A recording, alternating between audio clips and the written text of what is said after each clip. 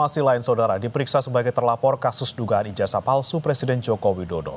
Roy Suryo dicecar 118 pertanyaan oleh penyidik. Roy Suryo diperiksa selama 6 jam di Polda Metro Jaya. Roy Suryo diperiksa sejak pagi hari hingga sekitar pukul 5 sore.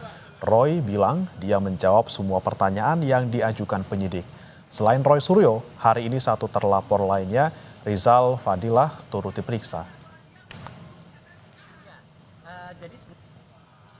Ada 118 pertanyaan dengan 52 halaman.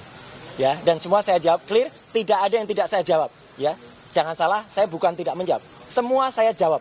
Ya, semua saya jawab ke 118 pertanyaan itu dari awal sampai akhir dan semua selesai. Jadi bukan menunda nanti akan ada lagi atau ini belum selesai atau nanti tunggu apa enggak. Tidak ada itu. Semua selesai dan ya, saya nggak tahu, mereka ini sangat ngotot bahwa ijazah itu palsu. Tapi mereka sendiri juga mengaku tidak pernah melihat ijazah tersebut.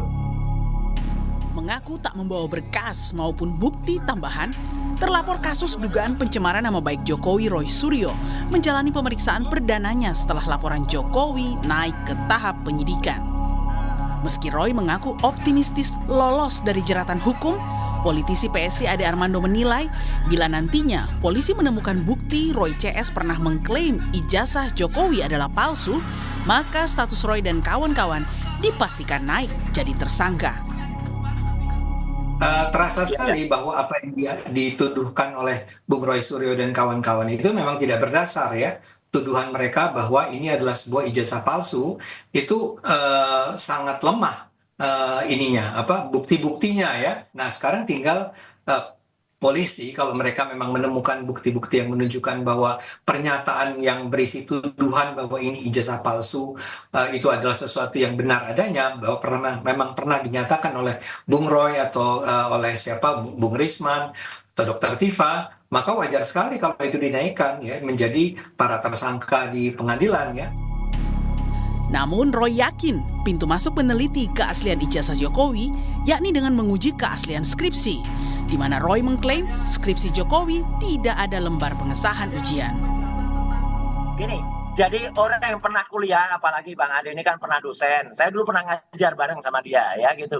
Jadi artinya kita tahulah seseorang yang mau lulus itu kalau mau terbit ijazah itu pasti timbul karya terakhir, karya ujiannya. Kalau itu S1 yaitu adalah skripsi, kalau itu S2 yaitu disertasi, tesis, kalau S3 yaitu disertasi. Nah, nggak ada yang namanya skripsinya Jokowi itu lembar pengesahan ujiannya, nggak ada. Saya udah pegang skripsinya, skripsi asli. Ijazahnya, ya. Bung Roy, ijazah. Nggak ada lembar pengujiannya. Loh iya, skripsi yang tidak ada lembar pengujiannya, dan Prof. Sofyan Effendi juga mengatakan, dan banyak dosen lain mengatakan skripsi itu nggak pernah diuji, ya berarti nggak lulus. Orang yang nggak lulus skripsinya, nggak lulus pendidikannya, nggak dapat ijazah lah. Secara maraton, penyidik Polda Metro Jaya mulai memanggil sejumlah saksi dari pihak terlapor.